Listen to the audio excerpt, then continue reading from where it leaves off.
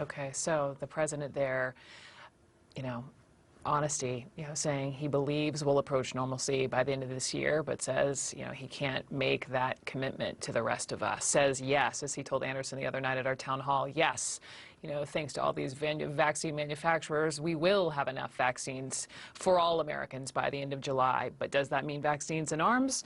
No. And how do we do that? So many issues hanging on his every word. Let's dive in. Dr. Michelle McMurry-Heath, she is the president and CEO of Biotechnology Innovation Organization. She is also a former executive for Johnson & Johnson. And Laura Barron-Lopez, she is a White House correspondent for Politico and a CNN political analyst. So Dr. McMurry-Heath, I just want to start with you, just listening to all of that. Are you satisfied with what you heard? Oh my God, Brooke, it was like music to my ears.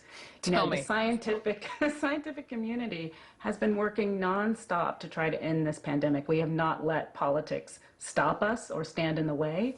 But what a difference it makes to actually have partners, political partners, helping us deliver our science to the patients who need them. It was breathtaking. How about his point, though, about, listen, we're covering all of this happened in Texas, and that's wonderful if you have a bunch of vaccines for Texans, but if you have a winter storm and people don't have electricity and don't have water, forget about trying to get vaccines in arms. I mean, I'm going to ask you questions you don't have the answer to, but, how much longer will this take? Well, there's still lots of hurdles, and he was so wise to just point them out so that people have realistic expectations. But as he said, if we work together on this, we can make progress. We're already making incredible progress, and it's important for us to go as quickly as possible. And you heard the commitment of Albert Bourla. I mean, what an amazing leader he is, to really say that he's digging in and trying to find new ways to even ramp up production of the vaccines even more than they already have. They've already doubled. They've cut their time frame in half just in the last few weeks. It's amazing scientific progress, and so refreshing to see that partnership. And hoping to have, the FDA green light the notion of having some of these Pfizer vaccines not being stored at these Arctic temperatures, and how significant that could be if they could actually be in pharmacy freezers, right? We'll get to that in a second. But Laura, to you, the Biden administration, has already shifted the timeline a bit for when most Americans will have access to a vaccine. The success of this administration hinges upon the success in getting the rest of us through this pandemic. What happens if that timeline keeps getting pushed back? Well, what happens is that, as the president has made clear, that life doesn't return to normal if there is not an ability to get the vaccines to everyone. And so if the deadline is pushed back, or if that goal post is pushed back from the end of July to later in the year, then that means that the country is not going to return to normal maybe by the end of the year.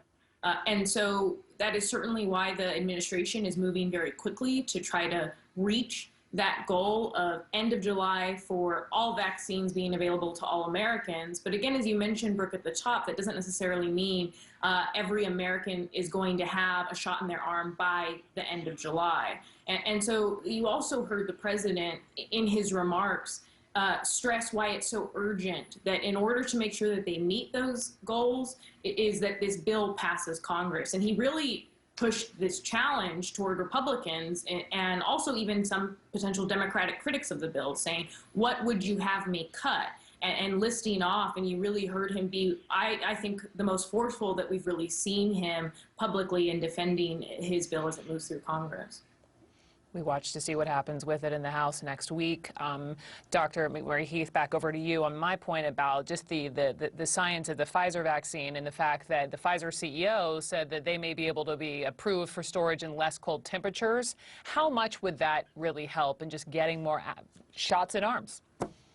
It would be tremendously helpful. Right now, the limitation of having to store the vaccines at -70 super cold temperatures means that you can't put it in a normal freezer.